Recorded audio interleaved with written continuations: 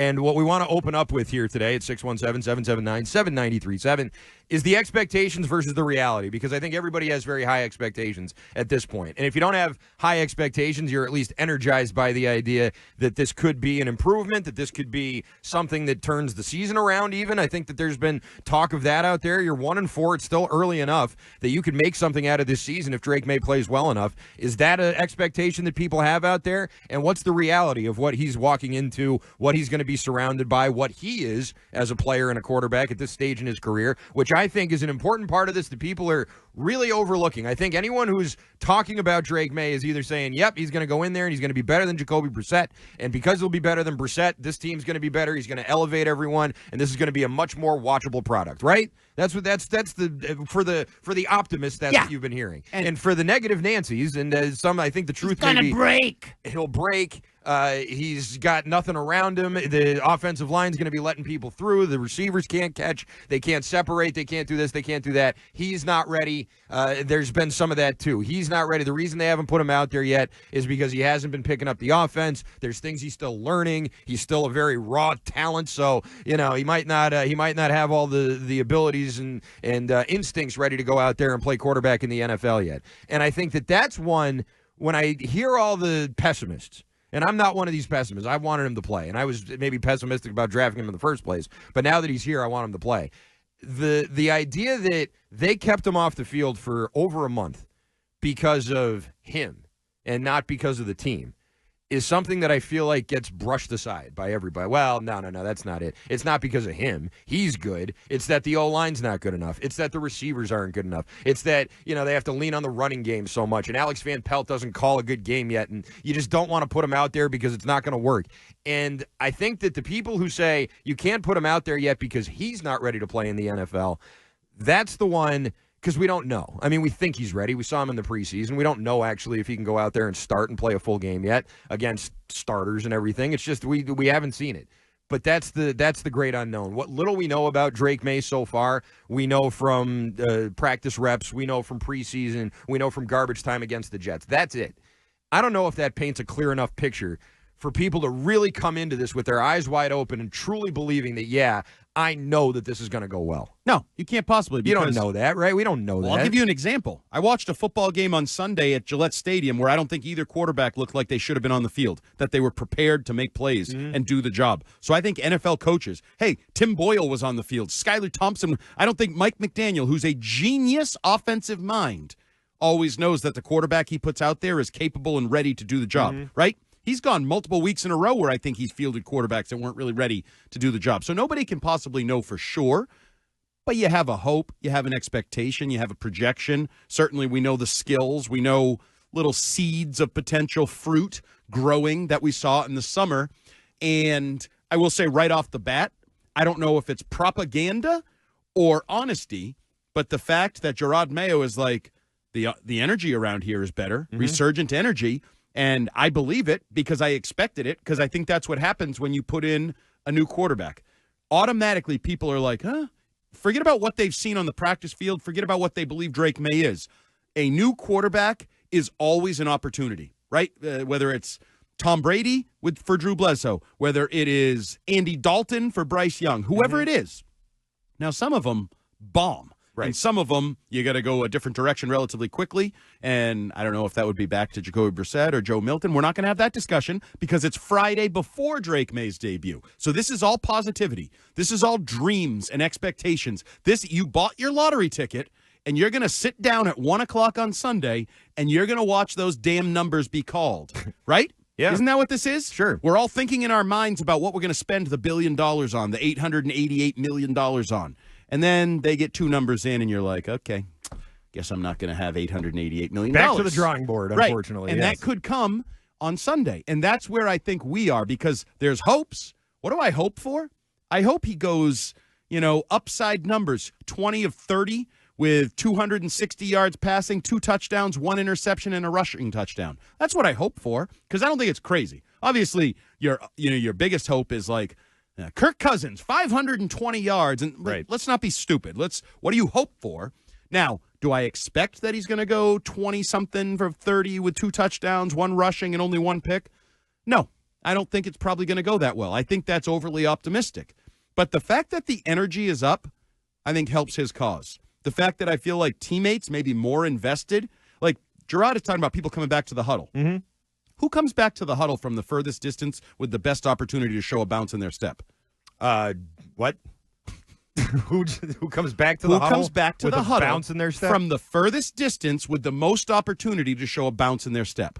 Wide receiver who just ran down the field? Exactly. Yeah. Right? Like, Mike Onwenu, when the play is over, is really only like 6 yards from the huddle. Yeah. I don't know that he's going to have a massive bounce in his step. You know who might? Hunter Henry, Pop Douglas, Jalen Polk, yeah, those like guys. That, yeah. So to me, when he says there's an extra bounce in their step, I read the receivers who are rejuvenated and are like, we can do something. We can actually go out there and look like NFL talent on a football field on Sunday. So I think they are hopeful. Now, they don't know either, because I think I had a dream last night, by the way. You think you had a dream? No, I'm pretty sure I had a dream. Okay.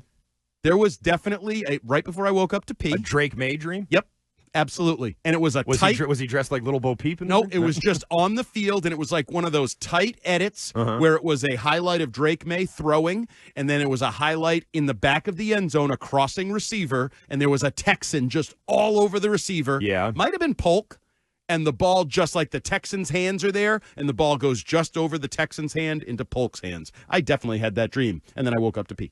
Weird. weird. Drake Maye is Vegas has him an over-under. You want to know what his over-under for yards is?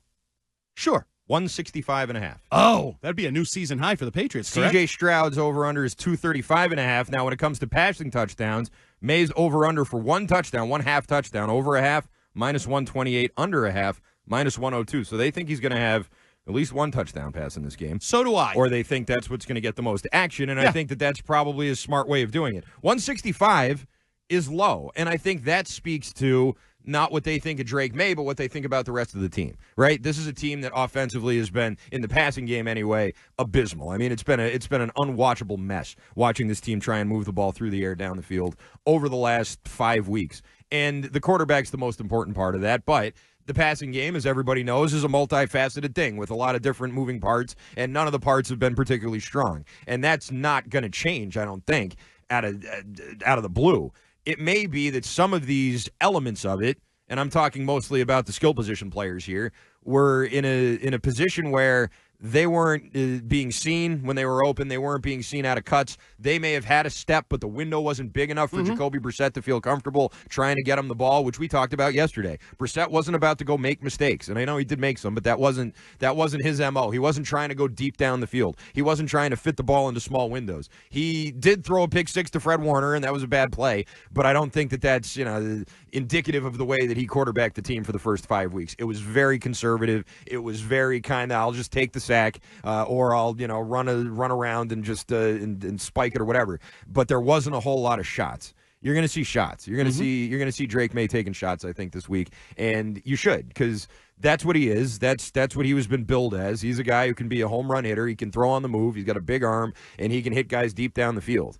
And they haven't had that. And these wide receivers who are out there running these routes in an offense that I don't think is particularly complicated, right? I mean, we both sort of agree that Alex Van Pelt hasn't really put together a McVay, Shanahan, McDaniel kind of offense. This is pretty simple.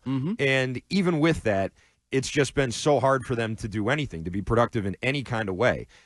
The smallest amount of production, I think, is, you're right, going to absolutely energize that room, and we'll see how good they can actually be. Here's the thing. Even if they're all energized, even if they're all pumped up and they're all feeling themselves, they might still go out there and get shut down by Houston, because Houston's a strong defense, and I still think, even with all the confidence in the world, this isn't a good group of wide receivers. That's not going to change. So let me ask you a question. You know I love the more likely, the polarizing sort of extreme ends. Sure. So, in my opinion, you could potentially have an oh my God game on either end of the spectrum. Oh my God, he's a disaster. This offense stinks. He threw 3 picks, and people were right. He's not ready. Dan Orlovsky, take your victory lap on Monday.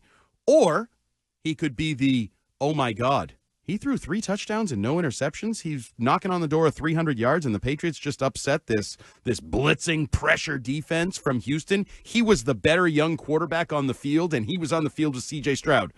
Which of those oh my God scenarios is more likely? You're not going to like this, but I think the first one. Oh, you're terrible. I think the first one. Why? Because Houston's defense is so good, and they just shut down Josh Allen. Poppycock. That's why. Did they not shut down Josh Allen? I'm sorry. Did I miss something last week? Did they not for a while, body slam him through the ground? Did they not hold him to like 9 of 30 passing or whatever ridiculous numbers that was? I know in the second half they ran off a couple of points. That was mostly because Buffalo turned them over. And I think that's one way that maybe the Patriots can hang in this game is if the defense is able to turn over C.J. Stroud, who had a fumble lost and a pick last week. And by the way, hasn't been having a great year. C.J. Stroud so far this year has been kind of underwhelming after his big rookie season. So I do think that the Texans are kind of vulnerable there. No Nico Collins, maybe not Joe Mixon. We'll see. But that was the reason why Buffalo was able to get back into that game. For the rest of the game, that Houston defense throttled Buffalo, and we've called Buffalo the best team in the AFC at certain points this year. We're not calling them that now because they're 3-3. I mean, they've fallen off pretty hard here lately. But watching that